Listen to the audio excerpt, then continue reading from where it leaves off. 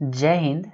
Jharkhand current affairs के 41वां lecture में आपका स्वागत है, जिसमें आज हम लोग झारखंड आर्थिक सर्वेक्षण 2021-22 को क्वेश्चंस के माध्यम से समझने का प्रयास करेंगे और इससे संभावनाएं हैं कि आपके एग्जामिनेशन में चाहे जेएसएससी हो, जेपीएससी हो, इसमें से क्वेश्चन पूछे जाने की संभावनाएं हैं।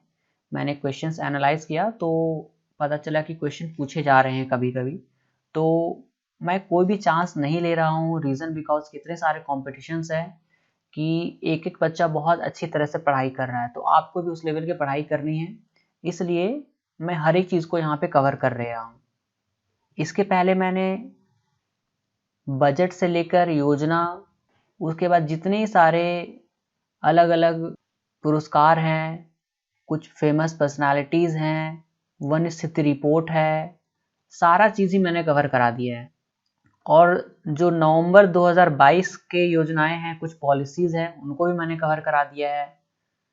तो यहाँ पे मैंने अभी तक कुछ भी चीज़ नहीं छोड़ा है और सभी में मैं मोस्टली सभी में क्वेश्चंस कराया हूँ, हर एक चीज़ का क्वेश्चन कराया हूँ, और कुछ भी चीज़ और अभी जो बच जा रहा है उसको मैं क्वेश्चंस के माध्यम से इसको कराते चला जाऊँगा, जिसमें से कुछ समसामयिक घटनाएं इंक्लूड किया जाएगा और कुछ इंपॉर्टेंट प्रश्न इंक्लूड किया जाएगा।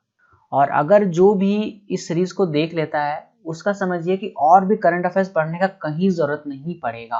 और साथ में अगर आप मेरा स्टैटिक का कोर्स हमारे ऐप से इनरोल है और प्लस अगर आप करंट अफेयर को इसके साथ इंक्लूड करते हैं तो समझिए कि आपका क्वेश्चन इतना एग्जाम में बनेगा कि एक टॉपर्स के पास आपका मार्क्स रहेगा एग्जैक्टली झारखंड में। इतना मैं आपको दावे के साथ कह सकता हूँ। तो चलिए हम लोग क्वेश्चन के माध्यम से शुरुआत करते हैं, समझते हैं और साथ में याद भी करते हैं। पहला क्वेश्चन आपके लिए है आर्थिक सर्वेक्षण 2021-22। हम लोग 21-22 को यहाँ पे लेके चलेंगे हम लोग, ठीक है। जो पुराना 20-21 है उससे एक आध क्वेश्चन मैंने इंक्लूड किए, लेकिन मैक्सिमम क्वेश्चन 21-22 से यहाँ पे। तो जो आर्थिक सर्वेक्षण 21-22 है उसके अनुसार जो हमारा जीडीपी है स्थिर मूल्य पर वो कितने प्रतिशत वृद्धि का अनुमान है, मतलब जीडीपी हमारा कितने प्रतिशत बढ़ेगा कांस्टेंट प्राइस पे, ठीक है, मतलब स्थिर मूल्य पर वो कितने प्रतिशत बढ़ेगा। तो इसका जो चांसेस है 8.8%, मतलब ऑप्शन डी। तो ये आपको ध्यान रखना है, ये हमारा हो गया स्थिर प्राइस पर। इसके साथ में एक चीज और हम लोग याद कर सकते हैं, 8.8 हो गया आपका क्या चीज पे, कांस्टेंट प्राइस पर, और करंट प्राइस पे आपका कितना हो गया 14.5। तो दोनों आपको याद करना है। कांस्टेंट प्राइस मतलब क्या हो गया आपका स्थिर मूल्य, और करंट प्राइस मतलब हो गया आपका, इसको आप वर्तमान मूल्य कह सकते हैं। तो कांस्टेंट मतलब और वर्तमान में इसको आप याद कैसे रखेंगे, तो आप इसको ऐसे याद रख सकते हैं कि स्थिर है ना, मतलब ये स्टार्ट हुआ था लेकिन 8.8 में जाकर के स्थिर हो गया, उससे बढ़ा नहीं। और वर्तमान क्या है, ये ऊपर नीचे होते रहेगा, करंट प्राइस है ये। तो अभी कुछ और है, कल का करंट प्राइस कुछ और रहेगा, उस तरह से ये ऊपर नीचे होते रहेगा। आप इसको ऐसे करके याद कर सकते हैं कि जो ऊपर नीचे होगा वो ऊपर ही जाएगा, 14.5% है, और कांस्टेंट प्राइस वाला 8.8% है। इसको आपको ध्यान रखना है। अगला क्वेश्चन है, ये कि काफी इंपॉर्टेंट क्वेश्चन है, मैं बता रहा हूँ, बहुत ही ज्यादा इंपॉर्टेंट क्वेश्चन है। आर्थिक सर्वेक्षण 21-22 के अनुसार झारखंड में प्रति व्यक्ति आय बढ़कर कितनी हो गई। पहले जो प्रति व्यक्ति आय था 20-21 में, और अभी जो प्रति व्यक्ति आय है उसमें बढ़ोतरी हुआ है, ये तो साफ साफ बता दिया गया है, लेकिन कितनी बढ़ोतरी होकर वो कितनी हो गई है। तो अभी जो प्रति व्यक्ति आय हो गया है वो 57,180 रुपए हो गया है। तो आपको ध्यान रखना है 57,180 रुपया हो गया अभी बढ़ करके। अगर पुराने वाला का हम लोग चर्चा करें कि 20-21 में कितना था, तो 20-21 में मात्र ये 53,489 था, और 21-22 में कितना हो गया, ये 57,180 रुपए हो गया है। अगर आप इसको कैलकुलेट करें कितना का बढ़ोतरी हुआ है, तो इसको हम लोग कैलकुलेट कर सकते हैं। इसको अगर आप माइनस कीजिएगा तो यहाँ से कैरी फॉरवर्ड हो जाएगा, जिसको आप लोग हिंदी में बोलते हैं पैसा लेना। तो 10 में से 9 हो गया 1, फिर यहाँ आ जाएगा आपका 9, फिर यहाँ आ जाएगा 6, और यहाँ आ जाएगा 3। तो 3691 का यहाँ पे बढ़ोतरी हुआ है पिछले साल से। तो ये भी क्वेश्चन पूछ सकता है। देखिए, भले आपको ये एग्जैक्टली याद हो ना हो, लेकिन जिस तरह से आप पढ़ रहे हैं उस तरह से आप एग्जाम में टिक जरूर मार दीजिएगा, ये तो श्योर है। अगर आपसे पूछा प्रति व्यक्ति आय कितना था 20-21 में, तो आप 53 वाला फिगर मानिएगा, 53,489। अगर पूछेगा कि अभी कितना है, तो 2021-22 के अनुसार 57,180 है। बढ़ोतरी कितना हुआ, 3,691 रुपए बढ़ोतरी हो गया।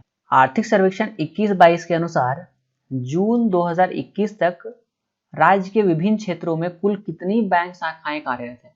मतलब पूरे झारखंड में अगर बोलिए कि कितनी बैंक शाखा है, मतलब बैंक ऑफ इंडिया का मान लीजिए 105 होगा, SBI का 500 होगा, HDFC का 400 होगा, उस तरह करके टोटल कितनी बैंक हैं यहाँ पे पूरे झारखंड में 21-22 के अनुसार जून 2021 तक। तो ये है 3193 बैंक टोटल कार्यरत हैं जून 2021 तक। आर्थिक सर्वेक्षण के अनुसार 19-20 और 20-21 के बीच बिजली उत्पादन में कितने प्रतिशत की वृद्धि हुई। तो 20-21 का बेसिकली बात है कि पुराना 19-20 से लेकर 20-21 तक कितने प्रतिशत वृद्धि हुई बिजली उत्पादन में। तो ये टोटल हुआ था 37.26% की वृद्धि हुई थी। ये इंपॉर्टेंट नहीं है लेकिन आपको जानना जरूरी, इसलिए मैंने क्वेश्चन में इंक्लूड किया। नीति आयोग के द्वारा जारी बहुआयामी गरीबी सूचकांक, तो आपको ये क्वेश्चन डायरेक्टली पूछ सकता है कि जो गरीबी सूचकांक है बहुआयामी वो कौन देता है, नीति आयोग देता है, इससे क्वेश्चन आपका बन सकता है। के अनुसार झारखंड में कितने प्रतिशत लोग गरीब हैं।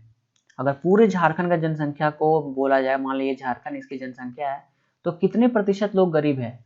तो 100 में से 46.16% जो लोग हैं वो गरीब हैं। किसके अनुसार, नीति आयोग ने जो रिपोर्ट जारी किया है राष्ट्रीय बहुआयामी गरीबी सूचकांक बेसलाइन रिपोर्ट, इसके अनुसार। ठीक है, तो इसका आंसर हो गया सी। तो अभी हम लोगों ने देखा कि टोटल गरीबी कितना है 46.16%। अगर बोला जाए कि ग्रामीण क्षेत्र में गरीबी कितना है, ग्रामीण क्षेत्र में, क्योंकि दो क्षेत्र होते हैं, एक ग्रामीण क्षेत्र और एक शहरी क्षेत्र, तो ग्रामीण क्षेत्र में जो गरीबी है वो बहुत ज्यादा है, मतलब लगभग 51%, 50.93% लोग गरीब है कहाँ पे, गाँव में। और शहरी क्षेत्र में जो गरीबी है वो 15.26% लोग यहाँ पे गरीब है। और अगर आपको जानना है कि सबसे गरीब जो जिला है ग्रामीण क्षेत्र में वो है आपका पश्चिमी सिंहभूम, और सबसे अधिक शहरी गरीबी वाला जो जिला है वो है आपका पाकुड़। तो ये आपको ध्यान रखना है कि पश्चिमी सिंहभूम आपका नीचे है आपका साउथ में, और पाकुड़ का एकदम कोना में इधर है कि नहीं, पाकुड़ गोड्डा एक साइड में है, पश्चिमी सिंहभूम, फिर सरायकेला खरसावां और पूर्वी सिंहभूम है। इसको आपको ध्यान रखना है, ये इंपॉर्टेंट क्वेश्चन है। झारखंड का आर्थिक सर्वेक्षण 2021-22 के अनुसार वित्तीय वर्ष मतलब फाइनेंशियल ईयर 2021 में राज्य के सकल राज्य मूल वृद्धि मतलब GSVA में तृतीय क्षेत्र का योगदान कितना रहा। हम लोग को पता है 3 क्षेत्र होते हैं, प्राथमिक, द्वितीय और तृतीय। तो तीसरे क्षेत्र का जो मूल्य वृद्धि में है वो योगदान कितना रहा है, वो रहा आपका 43.7% मात्र रहा है तृतीय वर्ग का योगदान। ठीक है, ध्यान रखना है आपको। अगला क्वेश्चन है, झारखंड आर्थिक सर्वेक्षण 21-22 के अनुसार ही किस ग्राम पंचायत को नानाजी देशमुख राष्ट्रीय गौरव सभा सम्मान 2021 से सम्मानित किया गया। नानाजी देशमुख आप याद रखिए, बस काफी रहेगा। तो नानाजी देशमुख से किसको किया गया है, वो किया गया कपिलो गिरिडीह को। तो इसका आंसर हो जाएगा आपका ए। इसके साथ में कुछ और पॉइंट्स हम लोग को याद करना है। नानाजी देशमुख वाला तो हमको पता चल गया कि नानाजी कहाँ पे होगा, गिरिडीह में। तो आप ऐसे भी याद कर सकते हैं, नानाजी का मेरा नाम कपिल था जो गिरिडीह में रहने वाले, तो आपको इससे याद होगा। उसके बाद बात करते हैं ग्राम पंचायत विकास योजना अवार्ड। जो सबसे विकास योजना अवार्ड है वो किसको मिला है, खूंटाहारी साहेबगंज को मिला है। मतलब खूंटाहारी आपका पंचायत का नाम हो गया और वो कहाँ है, साहेबगंज में। उसके बाद बाल मित्र ग्राम पंचायत अवार्ड बुंडू बोकारो को मिला है। इसको आप याद कर सकते हैं, बाल मित्र का बा यहाँ भी है और ब यहाँ भी है, तो ब से बाल मित्र, ब से बुंडू, आप इसको ऐसे याद कर सकते हो, ब से बोकारो। तो बाल मित्र वाला आपको ऐसे ही याद होगा, नानाजी वाला पता है, नानाजी का नाम क्या है, कपिल है, उससे भी याद हो जाएगा।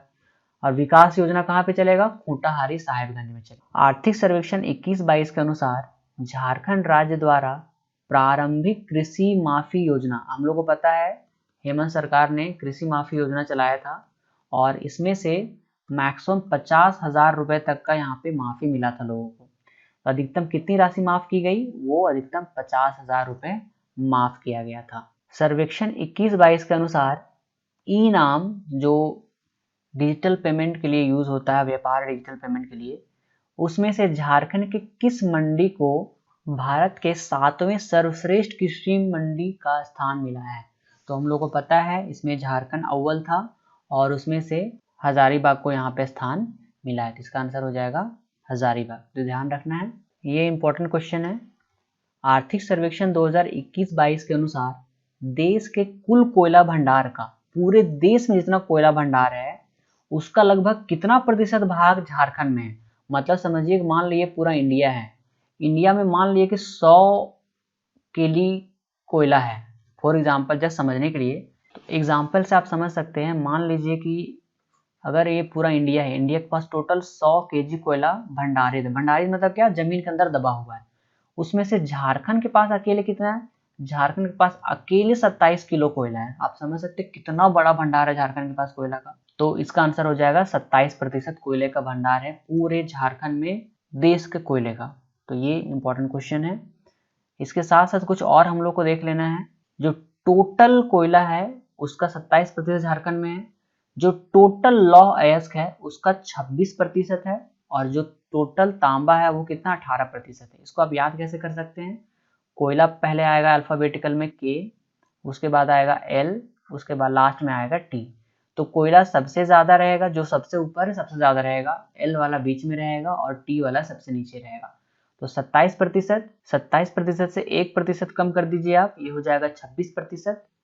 और ये है आपका 18%। तो आपको ये ध्यान रख लेना है, 18%, 26% और 27%। कोयला, लोहा, तांबा, KLT, बस आप ये याद कर लीजिएगा। झारखंड राज्य में निम्नलिखित में से किस खनिज का सबसे अधिक उत्पादन किया जाता है।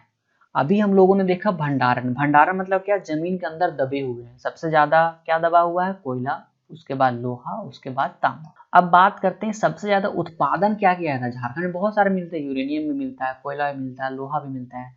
सबसे ज्यादा जो लाख टन है उसमें उत्पादन सबसे ज्यादा किसका किया जाता है, तो वो किया जाता है आपका लौह अयस्क का। कोयला का उत्पादन लौह अयस्क की तुलना में कम है। ठीक है, वो कितना है चलिए हम लोग देखते हैं। तो पहले स्थान पर जो उत्पादन किया जाता है लौह अयस्क का, और दूसरे स्थान पर ही है हमारा कोयला।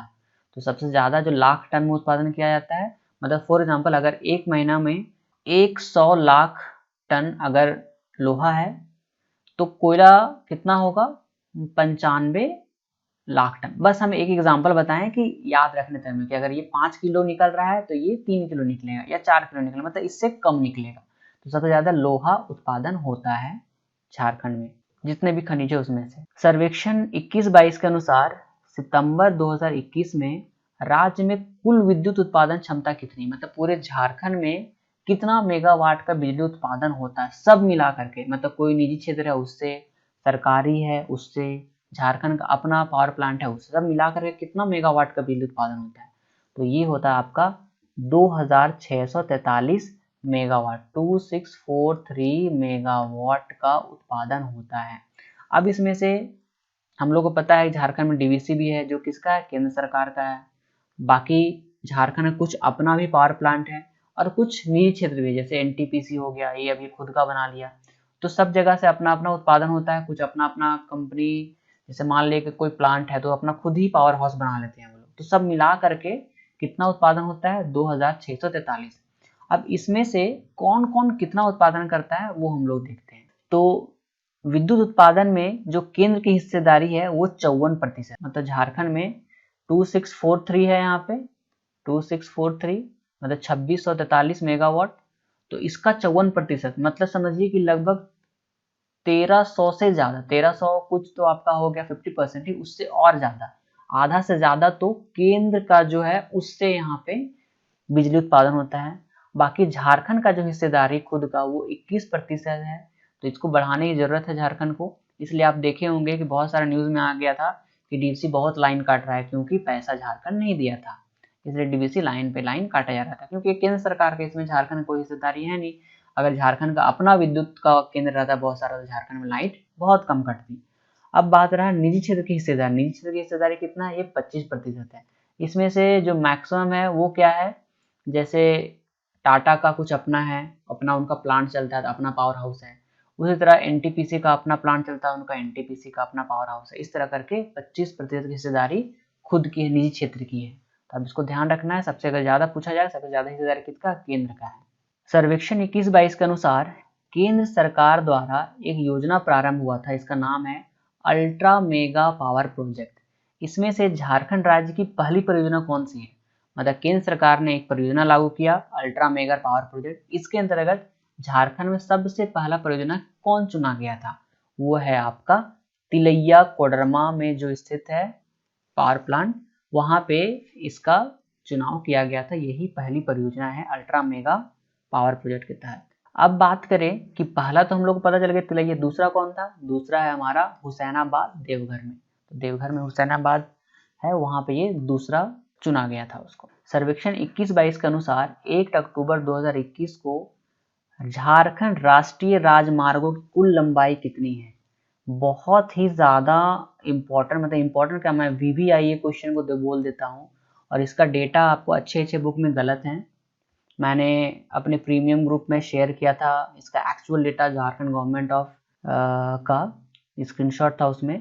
तो उसमें है आपका 3290 किलोमीटर आपका नेशनल हाईवे की लंबाई है सर्वेक्षण 2021-22 के अनुसार।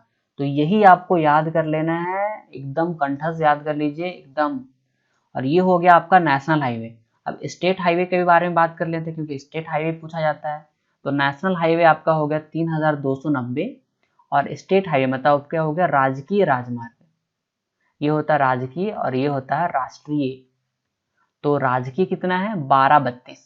तो इसको आप याद कर लेंगे 1232, मतलब 32 यहाँ लास्ट में आ जाएगा, ठीक है। तो 1232 आपका हो जाएगा कितना? State highway.